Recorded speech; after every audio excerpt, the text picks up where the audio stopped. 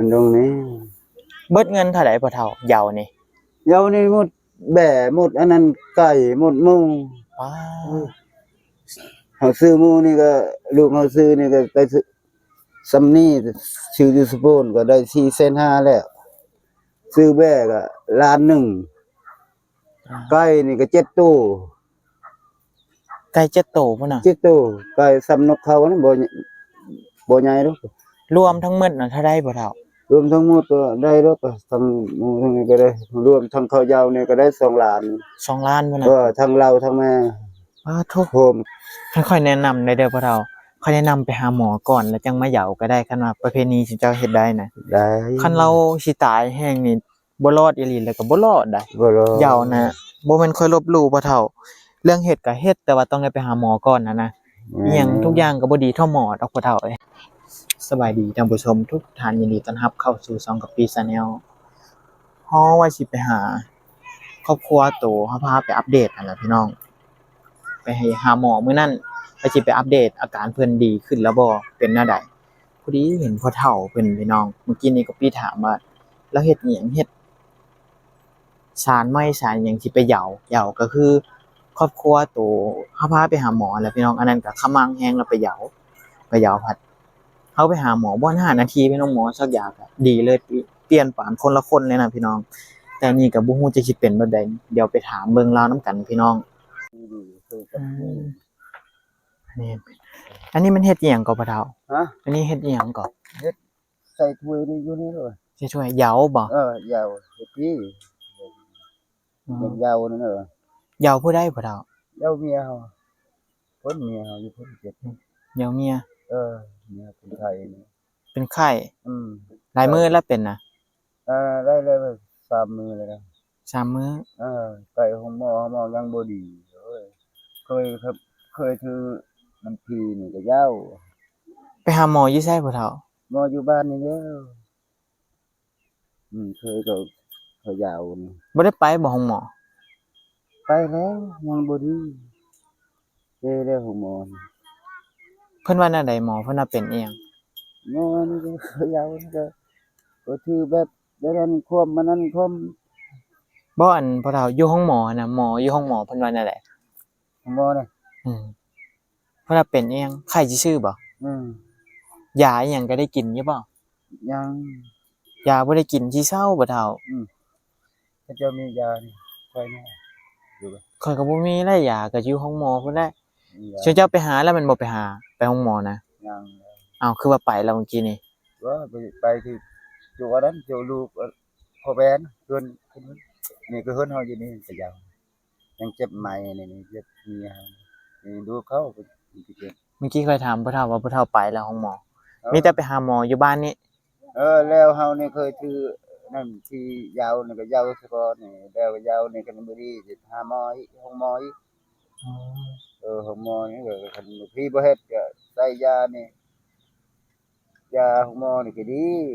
แต่ก่อนตะกี้เคยแต่พ่อก็จะแม่ไปลุงแต่ตาถือก็ยาวนี่เฮาก็เคยถือนี่บ่ปะแล้วเคยเฮ็ดเนาะเคยตะกี้แต่เก่าแต่พ่อแม่นี่บ่ปะคำว่าบ่เซานี่จังไปหาหมอแม่นบ่หาหมออยู่ห้องหมอวันนี้2หมอเด้อพี่น้องที่ว่านั่นแหละก็หมอผีเนาะสิจะไปหาเนาะมาดูเนี่ยนั่นแหละพี่น้องเพิ่นว่าต้องได้เหยาก่อนบ่ดีนี่จะหาหมอนี่แหละห้องหมอแต่บ่ดีห้องหมอห้องหมอบ้านดงนี่ก็หาห้องหมอสะโพนนี่แล้วบ่คันว่าเป็นไข้เป็นหยังซื่อๆก็น่าจะดีเด้อพ่อเฒ่าเดี๋ยวขออนุญาตปิดไมค์เด้อยังได้ยินเสียงแล้วจากหมอนี่ล่ะจังคันบ่เซาแล้วต้องได้ไปหาห้องหมออยู่รูปอีกแม่นบ่ไปบ้านดงบ้านดงนี่เบิดเงินเท่าใดพ่อเฒ่าเหยานี่หมดแบ่หมดอันนั้นไก่หมดหมูว้าเฮาซื้อหมูนี่ก็ลูกเฮาซื้อนี่ก็ไปซื้อซำนี้ชื่ออยู่สปูนก็ได้4,500,000แล้วซื้อแบ่ก็ล้านหนึ่งไก่นี่ก็7ตู้ไก่7โตพุ่นน่ะ7ตู้ไก่สำนกเขานี่บ่ใหญ่ดอกรวมทั้งหมดน่ะเท่าใดพ่อเฒ่ารวมทั้งหมดก็ได้ดอกทั้งหมูทั้งนี้ก็ได้รวมทั้งข้าวยาวนี่ก็ได้2ล้าน2ล้านพุ่นน่ะทั้งเราทั้งแม่ ทุกโฮมทั้งหมดบ้านนี่ไปเล่นเล่นโฮมกัน ชื่อเหล้าชื่อหยังอีกแมันบ่ แล้วเคยแล้วนี่ อ๋อ คันเขาอยากเล่นนี่ก็กระทึกเอ้ยชื่อต่อชื่อเมาก็อยากต่ออีกเวทเวียกยาวนี่ก็เขาอยากเล่นอีกเมาก็เอาซื้อให้เล่นบ่ซื้อก็เพิ่นให้ซื้อเขามังเพิ่นเจ็บเป็นเฮือนเฮานี่ก็ซื้อให้มาคูกินเห็นนี่ลูก คือแพงเด้อพ่อเฒ่าเบ็ดฮอด2ล้านไปหาหมอสิบ่ดีก่อนวะ มันเคยนี่เคย ต้องคันเจ็บคันหยังแล้วต้องได้เหยาก่อนแม่นบ่ แล้วก่อนนี่เขาเคยถือนะดูถือแต่คุณแต่เลยแต่พ่อแต่แม่เคยถือนี่ คันสมมุติว่าอันเราเป็นแฮงเราสิบ่รอดแล้วสิเฮ็ดแนวใด บ่รอด บ่ไปเทื่อบ่ไปหาหมอ นี่ก็ไปหาหมอนี่แหล้วเว้ยยาวครบถ้วนหมดพี่อยู่เฮือนนี่ก็พี่ยังค้างคาอยู่เฮือนนี่ก็ยาวหมดพี่นี่นะพี่นี่พี่พ่อแม่หาตายตะกี้เห็นกินจะเห็นแล้วบอกแล้วปึ๊บเพิ่นว่าผีเฮ็ดแม่นบ่ พี่เฮ็ด แล้วผีเฮ็ดก็ตามประเพณีกับเจ้าพี่น้อง ตามพี่นี่แต่นั่นดูพี่นี่แต่คุณพ่อแต่แม่แต่ตะกี้แต่ก่อนกับป้าเพิ่งนี่ พ่อเฒ่าเบิ่งข่อยสิว่าถ้าสมมุติว่าเราเป็นแฮงแล้วเราสิบ่รอดแล้วสิตายแล้วเอาขออนุญาตเด้อสมมุติเด้อแบบนี้ก็ไปหาหมอเลยนี่ได้บ่คันบ่เหยานี่ ก็บางคนเขาว่านี่เฮาข้างคันยาวแล้วเราก็หาห้องหมอลูกนี่เฮาบ่ได้ยาวเฮือนเฮานี่เฮาจะข้างแม่เฮาข้างพ่อเฮาแม่เฮานี่ก็เพิ่นอยากกินเห็นตอบอยากกินนี่พ่อแม่เฮาตายตะกี้ พี่พ่อพี่แม่อยากกิน อยากกินก็ให้พ่อแม่กินนี่ขยาวซะก่อนนี่ก็เป็นอยู่เฮือนเฮามาเป็นกกเลยเป็นกกเป็นเหล้านี่เป็นกกเป็นเหล้าพ่อแม่ในตายนี่อยากกินก็เพิ่นให้กินนี่ยาวพ่อแม่นี่ พ่อเฒ่าสมมุติว่าเฮาไปห้องหมอก่อนแล้วจังมาเหยานี่ได้บ่ ได้ คือบ่พาเราไปห้องหมอก่อนค่อยว่าถ้าเราเป็นแฮงนี่บางเทื่อเราบ่รอดก็มีเด้พ่อเฒ่า แม่น บัดนี้เหยาน่ะได้เป่าน้ำได้ซิดน้ำสิอีกแม่นบ่ ยาวนี่เฮ็ดนี่เด้อดูก็ยาวนี่ก็ยาวม้วนเฮ็ดนี่เฮ็ดนี่ยาวม้วนนี่ยาวนี่เฮ็ดนี่ถือนี่เดี๋ยวนี้ก็รุ่นเดียวนี้ก็เขาปะแล้วยาวนี่ก็เขาพึ่งพาอาศัยของพรรคของรัฐนี่แล้วเพิ่งแต่ยานี่แล้วเฮานี่ก็บ่ปะได้เฮ็ดตะกี้เด้อยา นี่แต่ก่อนอันนี้นะพ่อเฒ่าเฮ็ดแล้วเอาถ้วยใส่บ่ ถ้วย แต่งขันว่าซั่นซะ แต่งคันนั่นนี่ใส่นี่เฮ็ดนี่ อันนี้บ่ตัวพ่อเฒ่าสารนี่สารไปเหยาบ่ สานในซายาว เฮ็ดนี่กระตาสารนี่ สานยาวก็เฮ็ดนี่ เออ เฮ็ด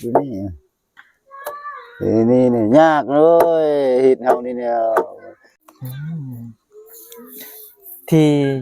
ค่อยๆแนะนำได้เด้อพ่อเฒ่าค่อยแนะนำไปหาหมอก่อนแล้วจังมาเหยาก็ได้คันว่าประเพณีที่เจ้าเฮ็ดได้นะ ได้ คันเราสิตายแฮงนี่บ่รอดอีหลีแล้วก็บ่รอดได้ บ่รอ เหยานะบ่แม่นค่อยลบหลู่พ่อเฒ่า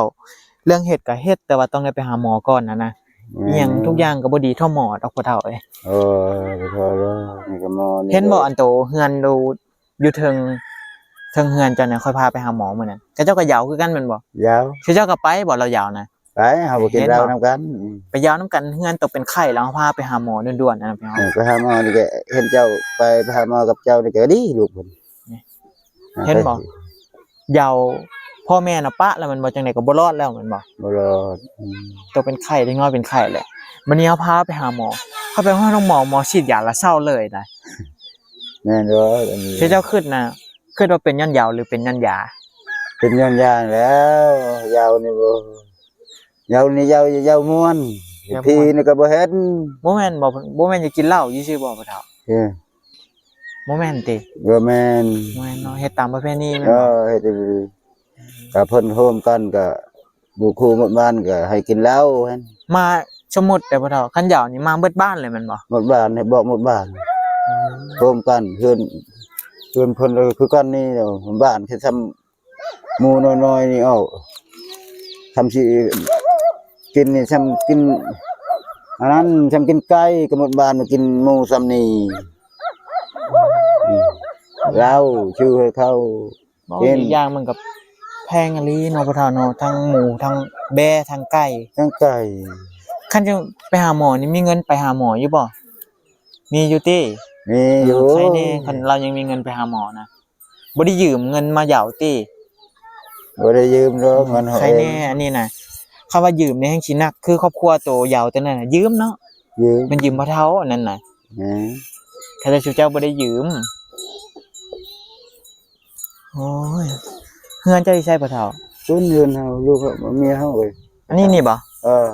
เมียเจ้าอยู่หันบ่ เย็นเมียอยู่ตารางนั้นจะไปทาน อยู่ล่ะไปพาข่อยไปเบิ่งหน่อยไป ไป ว่าเป็นแนวใดแน่ เออ เล็กน้อยก็หลายๆพี่น้องคนไทยก็ได้ลบได้หยัง เฮ้ยนี่เมีย นี่นอนบ่สบายจักมื้อแล้วเราเป็นน่ะ ฮะเป็น5 มื้อ6 มื้อแล้วเป็นนี่เจ็บหัวนี่สบาย ลุกได้อยู่บ่ อยู่จ้ะจ้ะตู้จ้ะแต่เพิ่นเห็นลูกนี่เพิ่นอย่าห้ามเจ็บหัวนี่เป็นหัวนี่ ลุกเลยสิห้าม สิห้าม เราก็กินข้าวกินน้ำได้อยู่อ่ะ กินอยู่น้ำข้าวบ่ได้กิน ข้าวนี่กินบ่ได้แมันบ่ ข้าวกินบ่ได้ กินละหากว่ะ กินละหาก อืมน่าจะอาหารเป็นพิษแล้วได้แบบนี้นะ อืม แต่อันทางที่เจ้าว่าพีเฮ็ดแมันบ่ บ่จะไปเด้อเฮานี่ก็ยาวม่วนชื่อๆยังบ่ได้ไปดอกหมอหมดนี่ อ้าวคือบ่พาเราไปห้องหมอปะเฒ่า มื้อนี้บ่มีเงินนี่เด้อ โอ้ปะเฒ่าเอ้ย นี่ก็เฮายังเงินหมู่แบ่นี่ก็ยังยืมนำพวกพ่อแม่พี่น้องอยู่บ้านแล้ว คันเจ้าว่าไปหาหมอบ่มีเงินน่ะมันคนละขั้วกันเลยได้ปะเฒ่าไปหาหมอน่ะเบิดแสนเดียวนึงได้ นั้น ชื่อจะยาวเบิด2 ล้าน2 ล้านปลาย สองตายอย่างนี้ หมอมีแต่แสนเดียวค่อยพาไปหั่นบ่ได้เสียฮอดเงินซำใด นั้น แต่ว่าจ่ายให้หมอยันว่าเฮาพาไปได้คันกับเจ้าไปเองก็บ่ได้จ่ายเงินซ้ำบ่ให้ก็ได้นะให้ก็ได้ หมอน่ะ มันเป็นสวัสดิการเพิ่นแบบนี้แหละโอ้จังไดก็คันเราบ่ไหวแฮงก็จำเป็นได้พาไปแต่บ่เท่าไปหาหมอเงินน่ะแสนนำใดก็พอแล้วจ่ายแต่ค่ายาบางเทื่อก็บ่ได้เสียซ้ำซุเจ้าเหยานี่เบิดหลายได้บ่เท่าความคิดจุเจ้าน่ะค่อยฮู้อยู่อันไปหาหมอน่ะสิเบิดหลายแม่นบ่ก็เจ้าเคยแบบนี้ได้พี่น้องไปหาหมอแหละความคิดก็เจ้าว่าน่าจะเบิดหลายแล้วก็บ่ไปมันบ่เลือกที่จะบ่ไปนี่ก่อน นี่ก็เฮ้ย และอีกอย่างน่ะมันไกลมันบ่เท่า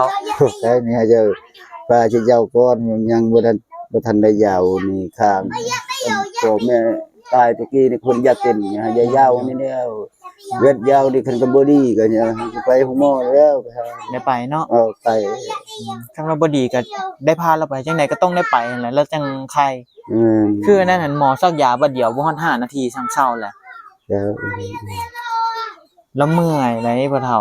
ยาวก็คือว่าแล้วซุเจ้าก็ซุ่มแซวกันกินเหล้ากินหยังเนาะ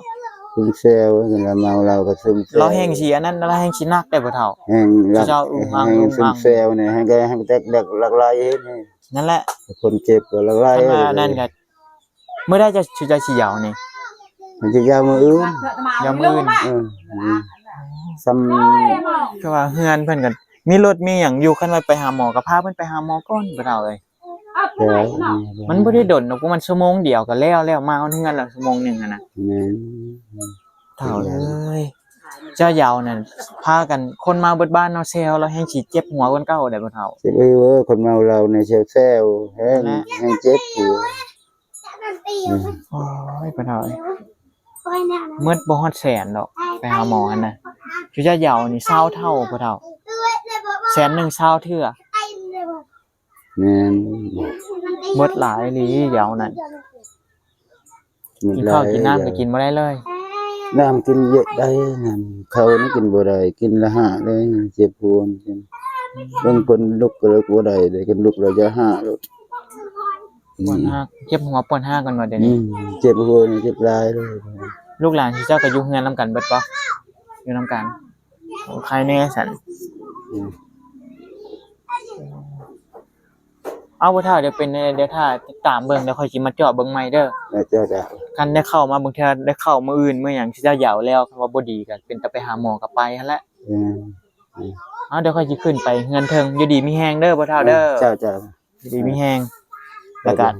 แม่เฒ่านั่นก็ดีไวๆซะเด้อ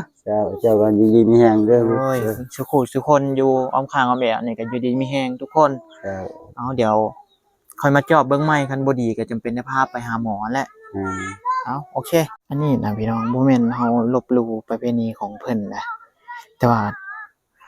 จังไดก็ต้องได้ไปหาหมอก่อนนั่นแหละคันว่าไปหาหมอแล้วรักษาดีแล้วอยากเฮ็ดหยังก็เฮ็ดพี่น้องอยากยาวอยู่หยังก็อันนั้นก็พี่เบิ่งในใจเรานั้น